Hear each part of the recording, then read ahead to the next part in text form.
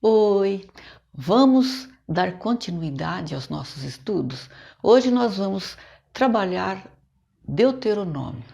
Lembrando que nós já falamos sobre Gênesis, Êxodo, Levítico, Números, agora nós vamos ver Deuteronômio.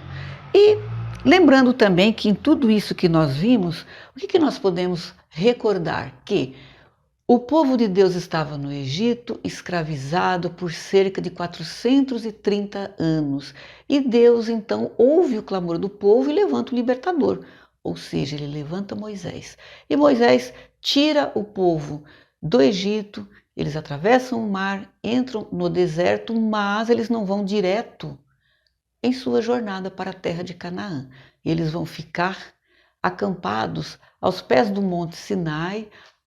Ali eles recebem os 10 mandamentos, recebem as leis, recebem as instruções para a construção de um tabernáculo, uma espécie de um templo móvel, e no livro de Êxodo encerra já com tudo isso pronto.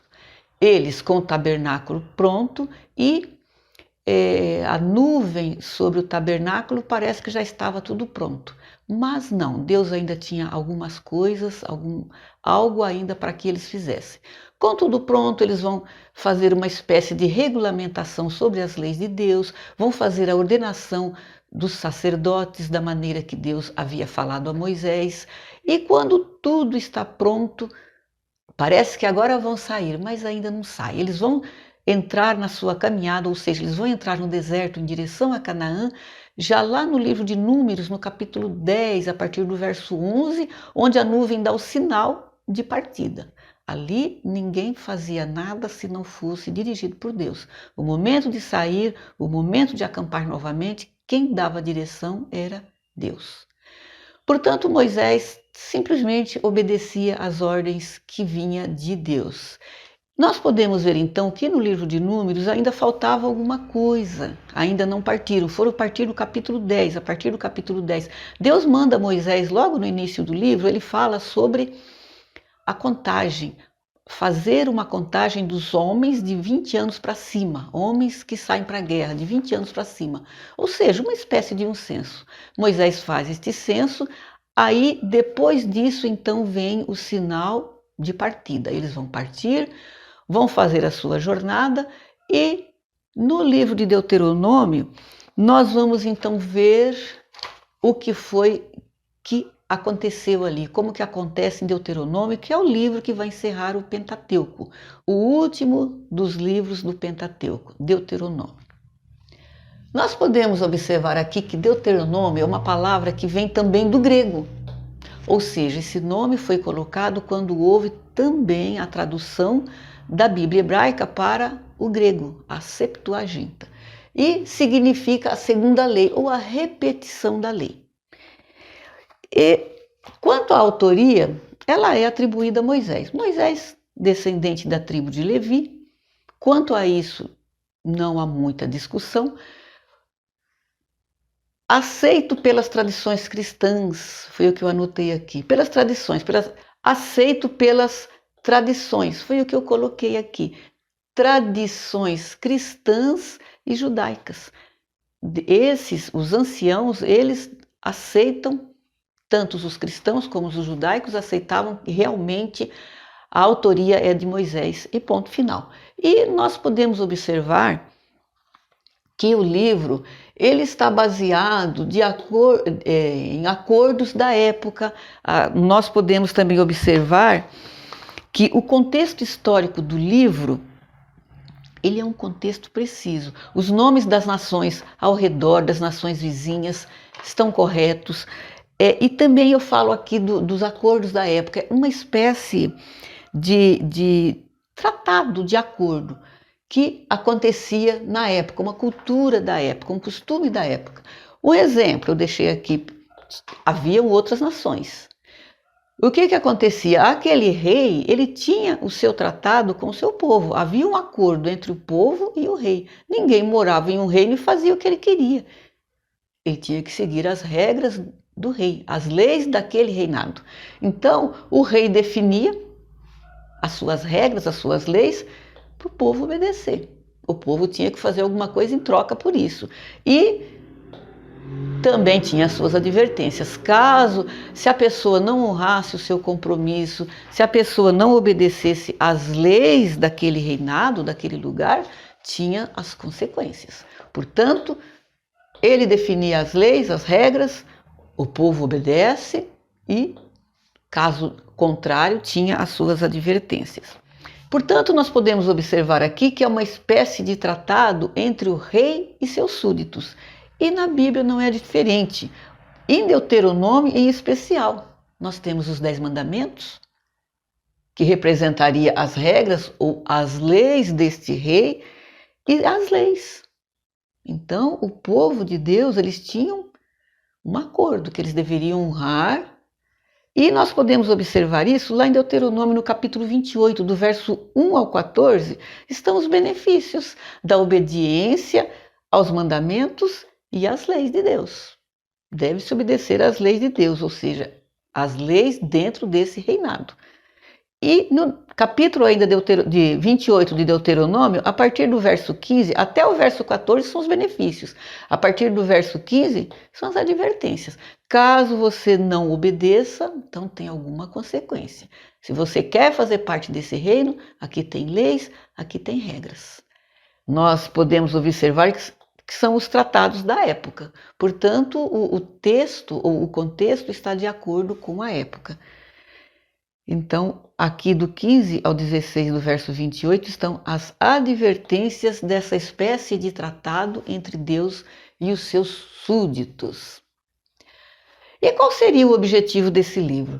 Nós podemos observar aqui que Moisés, quando ele chega já na fronteira entre Canaã, do deserto, era somente atravessar o Rio Jordão já estava Canaã, ou seja, eles estavam às margens do rio, era só atravessar. E Moisés sabia que Deus já havia dito que ele e Arão não entrariam na terra prometida.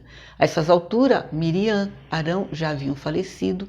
Então, Moisés vai fazer novamente aquela contagem que ele fez no início da saída para a terra prometida. Ali Deus mandou ele contar os homens e Deus manda ele contar novamente. Então Moisés faz uma nova contagem. E o que ele pôde observar nessa nova contagem?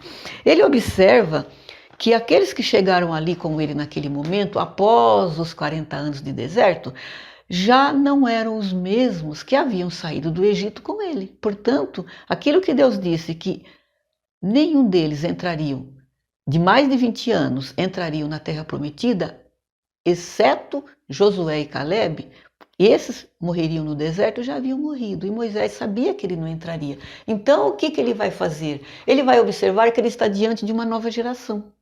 Essas pessoas que estavam ali, que atravessariam o rio e entrariam na terra prometida, não eram os mesmos que haviam saído. Portanto, era um povo que não tinha visto o mar se abrir, não tinha visto uma série de milagres que aconteceu no início.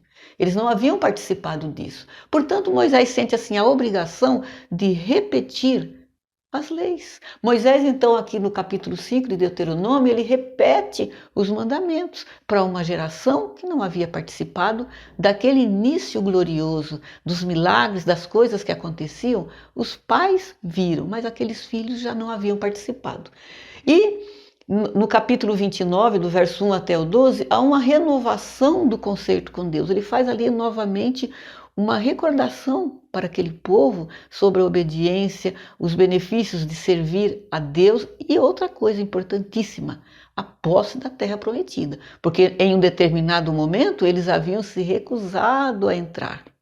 Por isso ficaram vagando no deserto, para que não se repetisse esse erro. E, portanto, ele então faz esta renovação desse concerto, lembrando o povo de tudo aquilo que deveria ser feito. No capítulo 31, ele nomeia Josué como seu sucessor, porque Deus escolhe Josué, fala com Moisés para que ele apresente Josué como seu substituto. Ele iria substituir Moisés após a sua morte. E aqui nós podemos observar no capítulo 31 ainda, aqui no verso 8, Moisés fala com Josué. O Senhor, pois, é aquele que vai adiante de ti. Ele será contigo, não te deixará nem te desamparará. Não temas e nem te espantes. Portanto, ele apresenta então Josué aos sacerdotes, à congregação.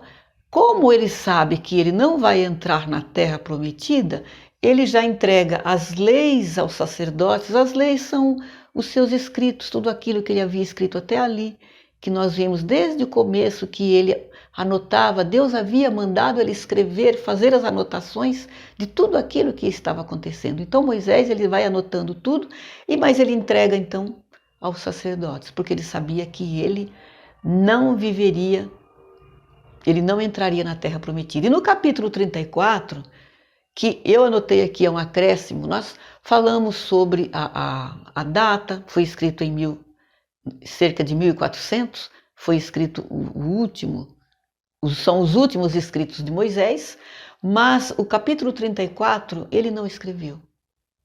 Os estudiosos dizem que este capítulo é um acréscimo, porque Moisés já havia falecido, Moisés já havia morrido, portanto ele não tinha como escrever. Mas foi um acréscimo que provavelmente, mais provável, foi feito por Josué, lembrando que Josué andava com Moisés o tempo todo, portanto Josué seria o autor deste acréscimo do capítulo 34 ou algum dos sacerdotes. Foi feito esse acréscimo e fala que Moisés sobe até o Monte Nebo, ele sobe até o cume, dali ele vê toda a terra e Deus ainda mostra a ele e diz a ele: você está vendo, essa é a terra que eu prometi ao povo e você vai ver, mas não vai entrar. Moisés não entra por conta de problemas anteriores, onde houve uma desobediência, então ele perdeu este benefício de entrar na terra prometida, tanto ele quanto Arão. Somente Josué e Calebe daquela geração entrariam. E Moisés, então, ele vê a terra prometida e ele morre. E o povo chora, ou seja, o povo lamenta por cerca de 30 dias, um mês, eles choram a morte de Moisés. E no capítulo 34, ainda aqui no verso 10, diz que Moisés foi o único profeta de Israel que Deus falou face a face com ele. Deus falou face a face com ele. Eu deixei aqui anotado, leia. Pega a sua Bíblia e leia. Deuteronômio 17, do 14 ao 20. E depois leia também o primeiro livro de Reis, capítulo 11, a partir do verso 1. Para quê? Para se entender como que Deus falava diretamente com o seu servo Moisés. Lembrando que o que está escrito em Deuteronômio 17, a partir do verso 14, são coisas que Deus manda Moisés escrever que naquele momento não tinha sentido, naquele momento não tinha lógica. O povo tinha um líder que era Moisés e ele escreveu aquelas coisas que vão acontecer sim. No final do período de juízes, nós podemos observar que Moisés, depois da morte de Moisés, Josué vai assumir o controle dessa nação, um povo que perdeu seu líder, mas já tinha um sucessor que ele já deixou nomeado, tudo certinho. Josué vai trabalhar com esse povo, vai ter a conquista de Canaã, as guerras, suas vitórias. Aos 110 anos, ele morre. Com a morte de Josué, todas as tribos vão ficar sem uma liderança. E o que acontece? Invasões, uma série de problemas, e começa um novo período, que é o período dos juízes, que eram homens que Deus levantava para que organizasse e defendesse aquelas nações, ou aquela nação, defendesse a nação de Israel. E no final desse período, um longo período, um período também de 400 anos, Moisés havia escrito aqui, no capítulo 17. Aí vai começar então a cumprir aquilo que ele escreveu ali. No final desse período, do período dos juízes, o povo vai falar com o último juiz, que é Samuel, que eles querem um rei. Vejam que interessante, Moisés escreveu isso aqui, antes de morrer. E isso vai se cumprir mais de 400 anos, depois do período, da conquista de Canaã, no final do período dos juízes é que vai se cumprir isso. E nós podemos observar isso mais concretamente no livro de Reis, no primeiro livro de Reis, a partir do capítulo 11. O quê? que Deus falava diretamente com seu servo Moisés. Eu espero que você tenha entendido a importância do livro de Deuteronômio. Eu deixei ali o objetivo do livro, que Moisés se viu diante de uma nova geração e carinhosamente, mesmo sabendo que ele não entraria na terra prometida, ele com todo cuidado, com todo carinho, ele orienta novamente aquele povo sobre como se trabalhar, como conquistar a terra, como permanecer, não desistir e o principal, o concerto com Deus. Um concerto do qual eles não haviam participado, mas ele fez questão de trabalhar tudo isso, repetir novamente as leis e os 10 mandamentos para essa nova geração. Esse é o objetivo do livro de Deuteronômio, um livro muito interessante. E lembro você, não deixe de fazer essa comparação, leia Deuteronômio 17. Eu quero despertar em você a curiosidade pelas pesquisas, isso é importante, é bom para os nossos estudos. Eu agradeço a sua atenção. Muito obrigada, Deus abençoe.